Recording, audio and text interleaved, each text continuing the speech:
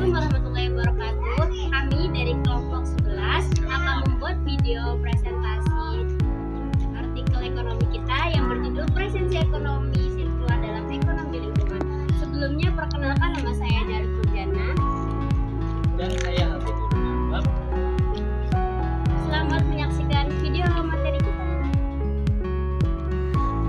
Pemilihan ekonomi sirkular ini berdasarkan penelitian yang dilakukan oleh Indah Purwanti pada tahun 2021. Beliau menunjukkan bahwa ekonomi sirkular adalah model ekonomi yang ditawarkan kepada dunia, yaitu model ekonomi sirkular, di mana dalam model ini barang yang sudah dikonsumsi dapat diolah kembali. Artikel ini bertujuan untuk mendiskusikan pengertian ekonomi sirkular dari beberapa definisi, dan salah satunya yaitu ekonomi sirkular dalam ekonomi lingkungan.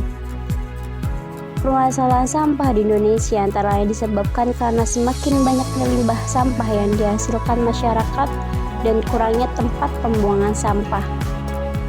Sampah bila tidak dikelola dengan baik, selain akan merusak lingkungan, juga dapat memberikan dampak buruk bagi kesehatan serta menimbulkan berbagai macam penyakit. Pencemaran lingkungan tak hanya berdampak terhadap manusia, tetapi juga terhadap makhluk hidup lainnya seperti hewan dan tumbuhan, serta dapat merusak lingkungan setempat. Penumpukan sampah juga dapat menyebabkan terjadinya banjir, terutama pada musim hujan. Alasan mengapa kami memilih judul tersebut karena judul ini menekankan pentingnya menciptakan sistem ekonomi yang berkelanjutan dan bertanggung jawab terhadap lingkungan. Hal ini menekankan perlunya menggabungkan pertimbangan lingkungan dalam semua aspek ekonomi dan mempromosikan praktik yang berkelanjutan di seluruh rantai pasokan. Kajian teori. Di dalam artikel kami mengangkat beberapa kajian teori yang dapat kita ambil, yaitu yang pertama, ada teori siklus hidup produk. Teori ini mengkaji setiap tahap dari siklus hidup produk, mulai dari ekstraksi bahan baku, produksi, distribusi, penggunaan, hingga pembuangan. Yang kedua, ada teori ekonomi linier versus sirkular. Teori ini membandingkan dua model ekonomi, antara ekonomi linier beroperasi berdasarkan model ambil, buat, lalu buang, di mana sumber daya diambil dari alam, diolah menjadi produk, digunakan dan kemudian dibuang sebagai limbah. Sebaliknya, ekonomi sirkular mengikuti model ambil, buat, gunakan, kembali, di mana produk dirancang untuk diulang gunakan, diperbaiki, didaur ulang, dan akhirnya kembali ke siklus produksi sebagai bahan mentah baru. Yang ketiga, ada prinsip 3R, yaitu reduce, reuse, dan recycle. Prinsip ini adalah dasar dari ekonomi sirkular yang menekankan pengurangan penggunaan sumber daya dan limbah, penggunaan kembali produk dan material, serta daur ulang material yang tidak dapat digunakan lagi. Tujuannya adalah untuk mengurangi dampak lingkungan dan meningkatkan efisiensi sumber daya. Yang keempat, ada teori ekologi industri. Teori ini menganalisis hubungan antara sistem industri dan lingkungan alam. Ekologi industri berusaha mengoptimalkan aliran material dan energi dalam proses industri untuk mengurangi dampak lingkungan. Yang kelima, ada model bisnis berkelanjutan. Teori ini mencakup berbagai strategi bisnis yang mendukung berkelanjutan, seperti model bisnis berbasis layanan, di mana perusahaan menyediakan layanan daripada menjual produk. Contohnya adalah penyewaan atau berbagai produk yang membantu mengurangi produksi baru dan memaksimalkan penggunaan produk yang ada. Yang keenam, ada teori ekonomi biru atau blue economy. Dikembangkan oleh Gunter Pauli, teori ini menekankan pemanfaatan sumber daya lokal dan limbah untuk menciptakan nilai tambah dan mendukung ekonomi lokal. Konsep ini sejalan dengan ekonomi sirkular dalam meminimalkan limbah dan mengoptimalkan penggunaan sumber daya. Yang ketujuh yaitu desain untuk lingkungan. Teori ini mendorong perancangan produk yang mempertimbangkan dampak lingkungan sepanjang siklus hidup produk. Hal ini mencakup desain yang memudahkan perbaikan, pembongkaran, dan daur ulang, serta mengurangi penggunaan bahan berbahaya. Teori pemanfaatan energi terbarukan. Dalam ekonomi sirkular, penggunaan energi terbarukan adalah kunci untuk mengurangi ketergantungan pada bahan bakar fosil dan mengurangi emisi karbon. Teori ini mendukung transisi ke sumber energi yang dapat diperbarui seperti matahari, angin, dan biomasa. Dengan menggabungkan teori-teori ini, ekonomi sirkular menawarkan pendekatan yang komprehensif dan sistematis untuk mengatasi tantangan lingkungan dan menciptakan sistem ekonomi yang lebih berkelanjutan dan efisien. Metode penelitian. Pada artikel kami memilih metode penelitian yaitu studi literatur, di mana tujuannya yaitu yang pertama mengumpulkan dan menganalisis informasi dari buku, artikel, jurnal, laporan, dan dokumen resmi. Prosesnya yaitu dengan cara diidentifikasi sumber, analisis kritik, dan sintesis informasi. Metode dalam penelitian ini adalah kualitatif. Teknik analisis data yang digunakan adalah studi literatur, di mana peneliti mengambil kesimpulan dari penelitian sebelumnya yang dijadikan referensi dalam penelitian. Literatur yang dijadikan bahan penelitian ini berupa penelitian, buku, atau laporan, artikel, serta jurnal dari penulis-penulis yang telah dibuat. Penelitian yang dilakukan oleh Amelia Agusni dalam artikelnya pada tahun 2023, beliau menuliskan bahwa ekonomi sirkular adalah sistem ekonomi yang bertujuan untuk meminimalkan limbah, memaksimalkan efisiensi sumber daya, dan mendorong berkelanjutan dan pemanfaatan produk yang terpakai. Sistem ekonomi ini dirancang untuk menjadi sumber daya tetap digunakan selama mungkin, mengekstraksi nilai maksimum dari sumber daya tersebut, dan kemudian memulihkan serta memperbarui produk dan material pada akhir pemakaian. Selanjutnya adalah manfaat ekonomi sirkular dalam konteks ekonomi lingkungan.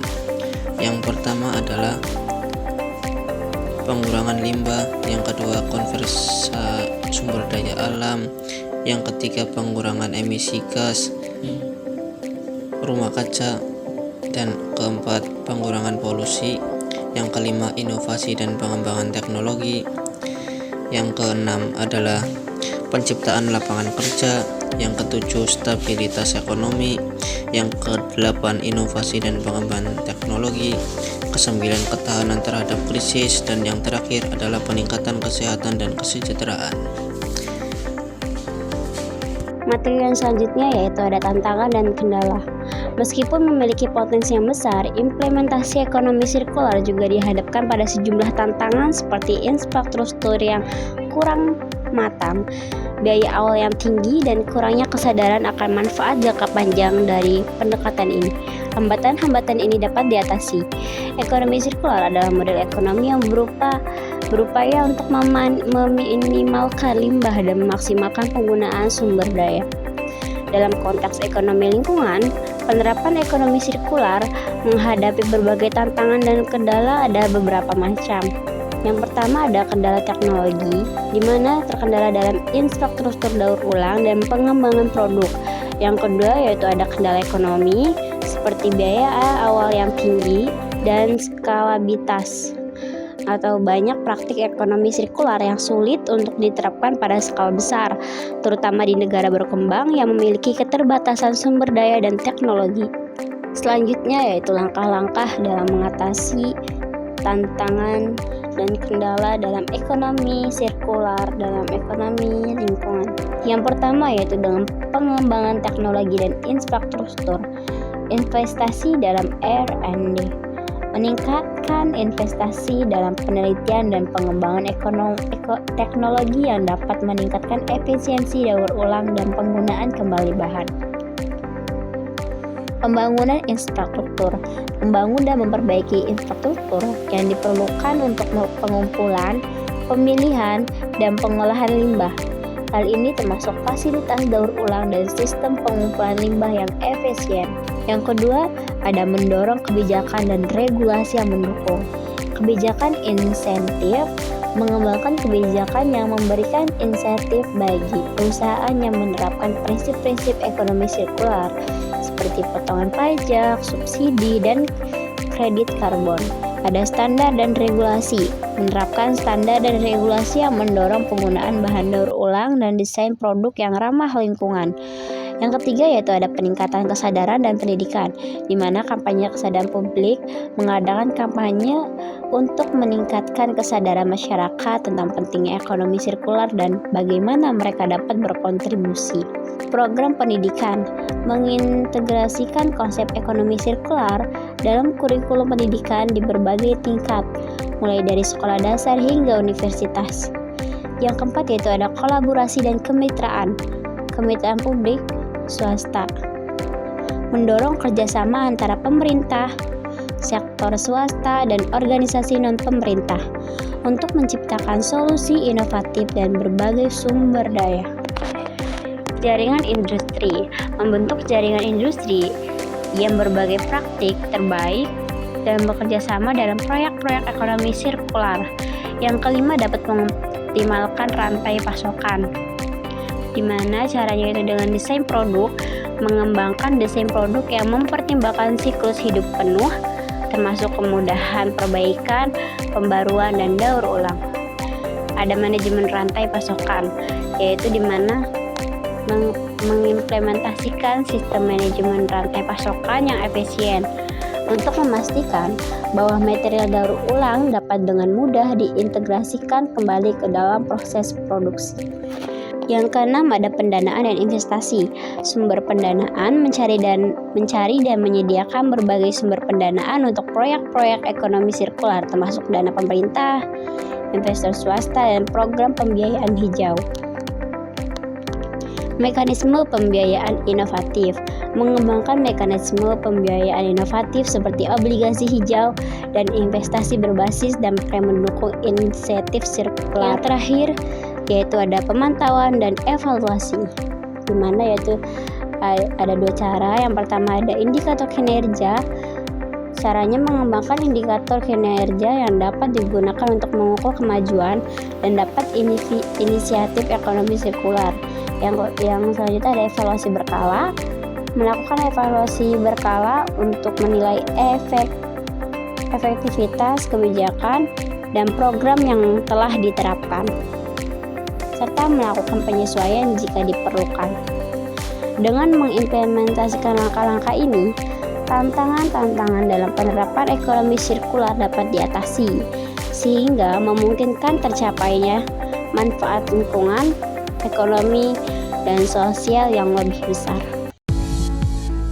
Dan materi yang terakhir yaitu tentang kelebihan ekonomi sirkular terhadap ekonomi lingkungan. Yang pertama yaitu ada pengurangan limbah. Yang kedua adalah efisiensi sumber daya. Yang ketiga ada pengurangan emisi karbon. Yang keempat adalah inovasi dan pertumbuhan ekonomi. Yang kelima ada ketahanan ekonomi. Dan enam, penghematan biaya. Yang ketujuh ada kesehatan dan ketahanan hidup.